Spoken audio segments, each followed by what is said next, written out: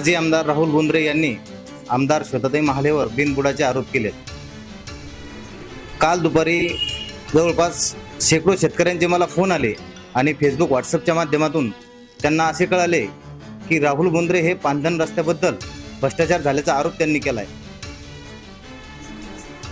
शेतकऱ्यांचे हाल काय असतात, पावसाळ्यामध्ये शेतात जाण्यासाठी शेतात येण्यासाठी जो अति महत्त्वाचा विषय म्हणजे रस्ता, त्या रस्त्यावर जाण्यासाठी किती त्रास वेदना लोकांना सहन कराव्या लागतात हे शेतकऱ्याच्या पोरालाच माहीत असू शकते।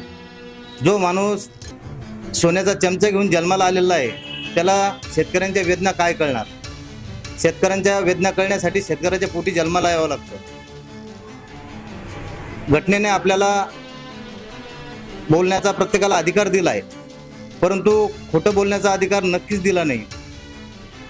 काल मी जसे शेतकऱ्यांचे मला फोन आले आणि मी तहसीलदारांना एक अर्ज केला की बा आपल्या तालुक्यामध्ये किती पांधन रस्ते झालेत आणि त्याचे किती काम पूर्ण झाले आणि किती बिलं निघालेत, तर शेतकऱ्यांनी तहसीलदारांनी मला लेखी स्वरूपात पत्र दिलं की एकही रुपया आपला खर्च झालेला नाही। जर पैसे खर्चच झाले नाही तर भ्रष्टाचार कुठे झाला।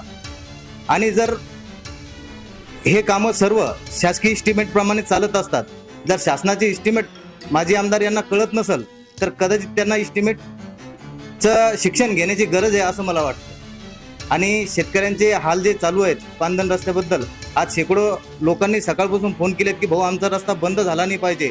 राहुल बोंद्रेला आम्ही जाब जाऊन विचारणार की आजपर्यंत आपल्या 10 वर्षामध्ये कुठे एकही रस्ता झालाय का।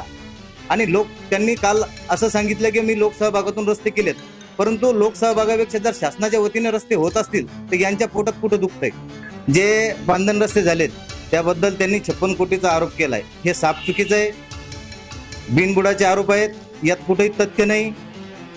श्वेताताई महालेंची कामगिरी, यांनी जे काम केले शेतकऱ्यांसाठी एक शेतकऱ्यांची मुलगी म्हणून, हे कुठंतरी त्यांना खटकतंय। आणि शेतकऱ्यांची वाढती लोकप्रियता, ताईबद्दलची आपुलकी, आपलेपणा हा त्यांच्या मनामध्ये मळमळ करून येतोय, हे याच्यातून दिसून येत आहे। कारण शेतकऱ्यांचा सगळ्यात संवेदनशील हा विषय असतो आणि त्या विषयावर जर हा माणूस बोलतोय तर हा नक्कीच शेतकऱ्यांच्या विरोधी धोरणाचा आहे।